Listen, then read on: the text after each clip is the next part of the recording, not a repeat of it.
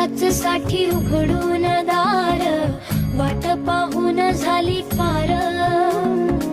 चिंता हरून देवा थकला असणार, दे माझ्या खांद्यावर भार.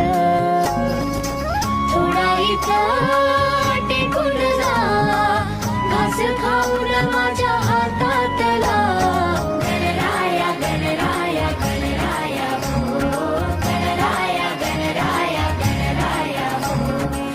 करू दे थोडी सेवा, सांग तुझी भी खुशाली. नको पुन्हा